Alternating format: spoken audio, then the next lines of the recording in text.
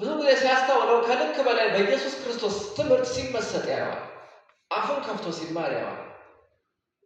ስለዚህ ይሄ ሰውዬ አጉል ሲመሰጥ ብሩ ይጠፋል፣ ለቁም ነገር አይበቃም ማትያስ።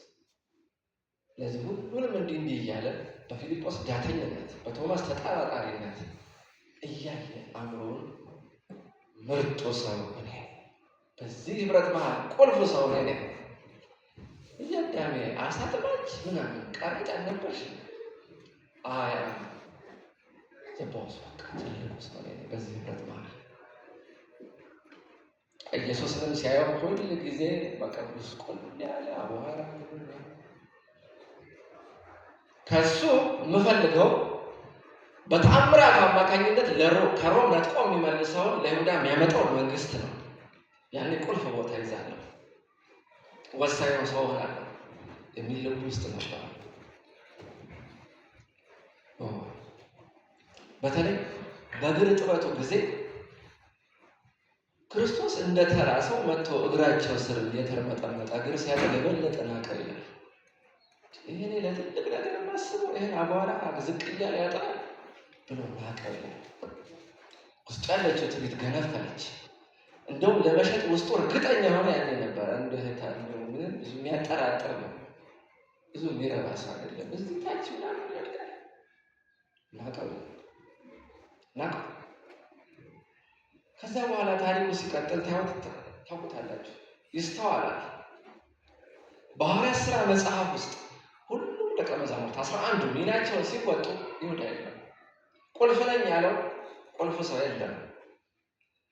ችኩሉ ጴጥሮስ ሰክኖ በርዶ ተስተካክሎ፣ ዳተኛው ፊልጶስ በእምነት ተሞልቶ፣ ተጠራጣሪ ቶማስ ጸንቶ፣ ዮሐንስ አድጎ በመንፈሳዊ እውቀት ጎምርቶ፣ ቆላስይስ 3 ላይ ጳውሎስ ከፀሐይ በታች ወንጌል ያልደረሰበት ቦታ የለም እስኪ በመተማመን እስኪናገር ድረስ ምድር ሲያንቀጠቅጧት ወሳኝ ሰው ነኝ ያለው ሰው የለም። ቁልፍ ሰው የለም።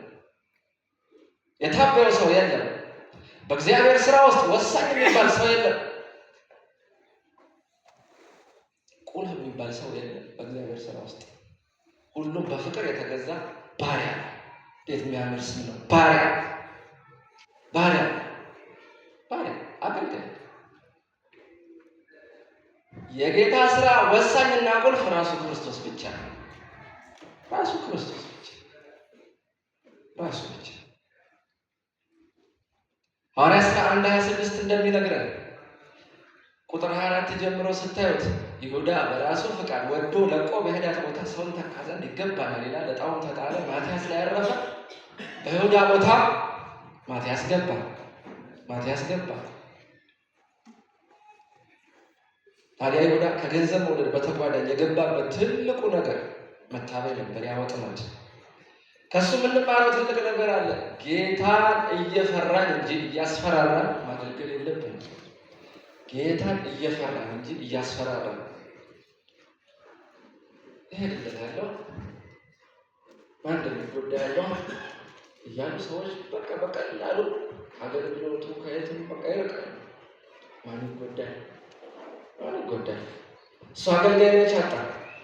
በጌታ ግዙፍ እርሻ የወይን እርሻ መሃል ያለው ሆኔ አንድ ቅንጣት ናችሁ ሁላችሁ። አንዲት የእናንተ መኖር አለመኖር የጌታን ዙፋን አያነቃንቀውም፣ የጌታን ስራ ወደኋላ አያስቀረውም። ስለዚህ በትህትና እናገልግል ነው የይሁዳ ምክር፣ የህይወቱ ምክር። ማገልገላችን ለእኛ ጥቅም ነው። ያለ ነቁጣ ያለ በደል የሚያገለግሉት እልፍ አላፍ እርግድ እያሉ የወደቁ የሚሰግዱለት መላእክቶች ጌታ ሰው አላጣ፣ አገልጋይ አላጣ። እሱ የአገልጋይ ጥረት የለበትም።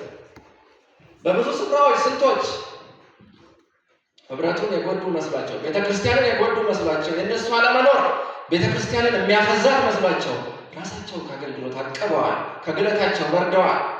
ነገር ግን አትርሱ፣ ይሁዳ ብሄድ ማትያስ ይመጣል። እናንተ ብትሄዱ ጌታ ሰው አለ። በቲቪ ብዙ ይተላለፍ አልፈልግም፣ ግን ያው ለጉባኤ ይጠቅማል ብዬ ስለማስብ የህይወት እኔን ጌታ አስተማሪ ጠቅሼ ለማጠቃለል ይሄዳል። የዩኒቨርሲቲ ተማሪ በነበርኩበት ጊዜ ልክ እንደሄድኩኝ የቤተ ክርስቲያናችን የተማሪዎች ቤተ ክርስቲያን ናት፣ ተማሪዎች የሚያገለግሉበት ቦታ ናት። ያተመቸን ቶሎ ነበር ወደ አገልግሎት የገባሁት። በመጣው በግማሹ ሴሚስተር የወጣት ረዳት አደረጉኝ። ከዛ በኋላ በቀጣይ ዓመት እሱ ተመርቆ ስለሄደ ኃላፊ ሆንኩ። ደርቤ ቤተክርስቲያን ዘማሪዎችን ደግሞ ያስኩ። እዚህ መሀል አንዳንዶች ጎንደር የተማሩ ይታዩኛል፣ ያስታውሳሉ። ለምስክርነት ይጠቅማል እንዳልዋሽ። በቃ ብዙ ቦታዎችን ይዣለሁ በቤተክርስቲያን ውስጥ እና የተማሪዎች ምግብ ይዘጋጃል በየሳምንቱ። ያለንበት ወፍጮ ቤት የለም፣ በወፍጮ ቤቶች ያገኛል። ያለንበት ጉሊት የለም፣ ሁሉ ያገኛል። ለደንበኛም ይቀነሳል እያሉ ቀንሰውልኛል። በቃ ሁሉንም ነገር በቃ ገብቼበት ነበር። ልንመረቅ ጥቂት ሲቀረን ውስጤ ጭንቀት ገባው። አሁን እኔ ልሄድ ይሄ ቸርች ማለት ነው በቃ ደግሞ የዚህ ቸርች ቁልፍ ሰው ነው። ውስጤ መጣው ነው ነገር በቃ ቁልፍ ሰው ከሆነ እኔ ከሌለው ማን እንዲህ ሊያደርግ ነው ውስጤ ነው። በቃ ደግሞ እኔ ብቻ አይደለሁም፣ አብረን የወጣነው ልጆች አንዱ የዲያቆን ኃላፊ ነው፣ አንዱ የፍቃደኛ ወንጌላውያን ኃላፊ ነው። አንዳንድ ጥርግ ብለን የወጣነው። ስለዚህ ያንንም አሰብኩኝና ስራው ይጎዳል የሚል ነገር ጭንቅላት ያስገባ። በኋላ በተለይ የቀረውን ግማሽ ሴሚስተር ለመመረቅ ጥቂት እንደቀረን ሀሳቤ ላይ ያለው ጭንቅላቴ ላይ ያለው ነገር ምንድነው? ቀጣይ ዓመት ይቺ ቤተክርስቲያን ወድቃለች። ደግሞ አንድ ነገር ስታስቡ ሰይጣን ደግሞ ይጠቀምባታል። በህል ሊሆን ይመጣል። ጀመርቻችሁ ባሉ ሲሆን ሲበተን ንብረት ይሁን እስቲ። ስለዚህ በውስጤ አንድ ነገር ተቀምጧል። የእኔ መኖር ቤተክርስቲያኒቷን ደግፋት የሚል ነገር አብሮ ያስቀምጥ። ተመርቀን ጊዜው ደረሰ። ከዚያ በኋላ በቀጣይ ዓመት ጥቂት ወራቶችን አልፌ ካልተሳሳትኩ ዳሮይ ታህሳስ ላይ ደወልኩ። ወደ ዩኒቨርሲቲ ደወልኩ። እዛ ለቀሩት ጓደኞች ከዛ በኋላ እንዴት ነው እኛ ሆኖ ላይ የምጠብቀው አቤት እናንተ ነበራችሁ ካላችሁ የሚል ነገር ነው የምጠብቀው። በተለይ የሚል ነገር ነው የምጠብቀው። ጥሩ ልጅ ነው፣ ግልጽ ልጅ ነው። ግልጹን ነገር እንደው አንተ የተሻለ ሰው ያለው አለ። አንተ የተሻለ ሰው በፊት አንተ ሁሉንም ነገር ለያዘው ብለህ አላሳተፍከም። አሁን ያሳተፍከኝ አሁን ወጣ እያለ መግዛት ጀመረ። ሁሉንም ይዘው አየር አጠሮና አሁን ከፈትታል አለ። በግልጽነቱ ጠቅሞኛል። ግን ባለኛው ዶዝ ነው መርፌ የተሰጠኝ። ባለኛው ቀንደ አለመዳን አልችልም። የሚያድን መርፌ ነው የተወጋሁት። ቅንድ ለጌታ ደካ ቀን ባልሆነ ከእኔ ኮታራ ሰው ነው ለካ ቁልፍ ላይ ጋር ምን ማለት ነው? እኔ ጌታ ሰው አንቺ ልትሄድ ጌታ ሰው አንተ ልትሄድ ጌታ ሰው። ስለዚህ በትህትና አገልግል፣ ድቅ ብለህ አገልግል። እንደተሰጠህ ልዩ ዕድል ቆጥረህ አገልግል።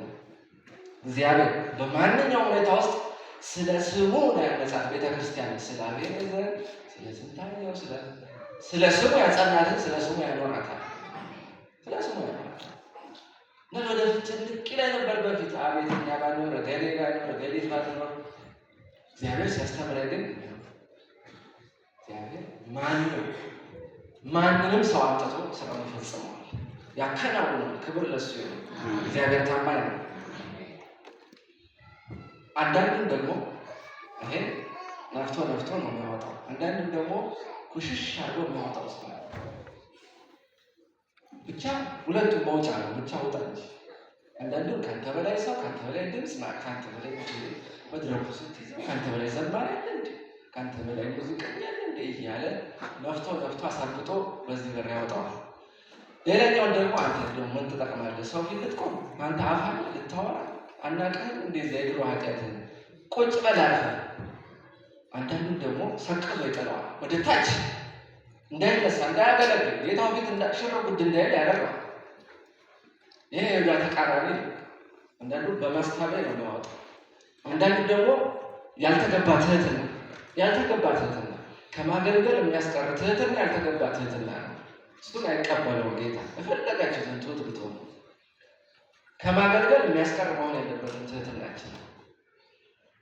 ስለዚህ አንዳንዶች ቁጭ ብለው ብዙ ዓመት 30 ዓመት ምንም ሳያገለግሉ ኧረ እኔ እኮ 40 ዓመት እውቀት አለኝ እያሉ አስቀምጧቸዋል።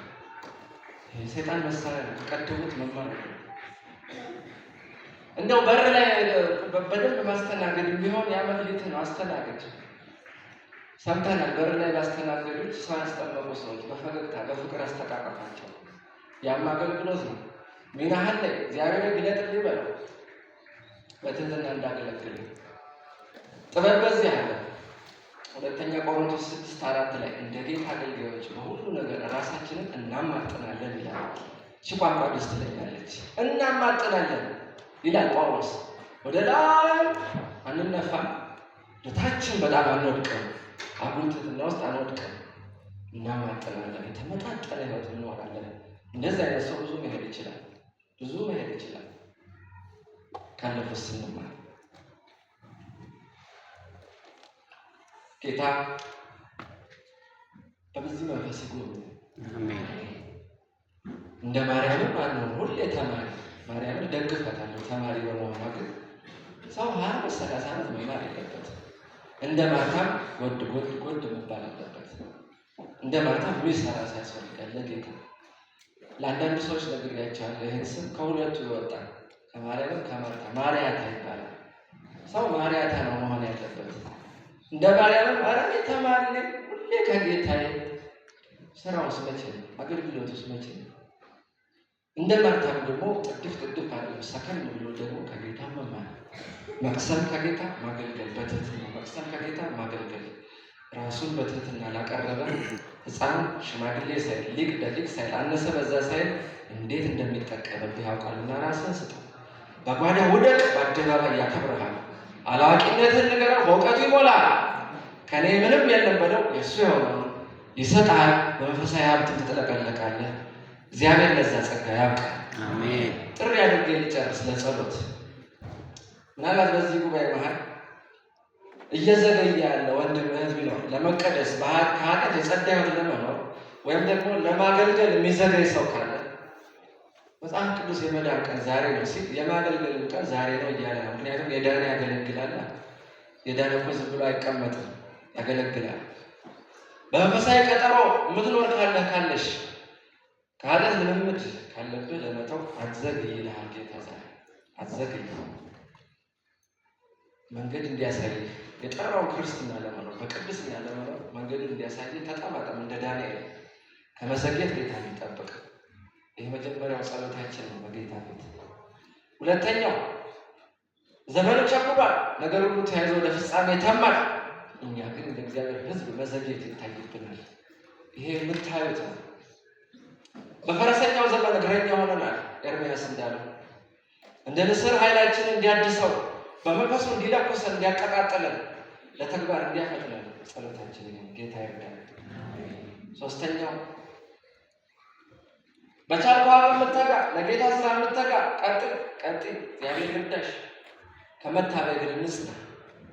በትህትና ንጥፍ ብለን ጌታ እናገልግለው። በትህትና በተቀጠቀጠ መንፈስ እናገልግለው። ጌታ ዝቅ ያለውን ትሑቱን ልብ ይስጣል። መጨረሻው በህሊና ሰይጣን የሚያመጣውን ስብከትና ማስፈራሪያ እየተቀበልሽ እኔ ያረባ ምንም የምሰራው አስተዋጽኦ የለኝም የምትል ካለ ከማገልገል የራቀ ካለ አሳጥማጁን የጠራው ጌታ ዛሬ አንተን ይጠራል። አይረባም የተባለውን ትንታክ አድርጎ የለወጣቸው አፋቸውን መዝናት እስከማይቻል ድረስ ምድርን ያንቀጠቀጣል ኃያል እነሱ ነበሩና አንተን ሊጠቀም ይፈልጋልና ራስን ስጠው። በአንተም ምሰራው አለኝ ይልሃልና እሺ እኔ ላከኝ። እንደ ኢሳይያስ ዛሬ ሰንበት ትምህርት ላይ እንደተማረ እኔ ላከኝ የሚል ጌታ ይስጥ። ይህንን ጸሎታቸው የሆነ ሰዎች ሁሉ ተንበርክከን እንጸልያለን። አብረን የመስቀል ጸሎት በዚህ ርዕሶች የተለየ ጸሎት አብረን እንድናደርግ የምትፈልጉ ወደፊት እጠራችኋለሁ። አብረን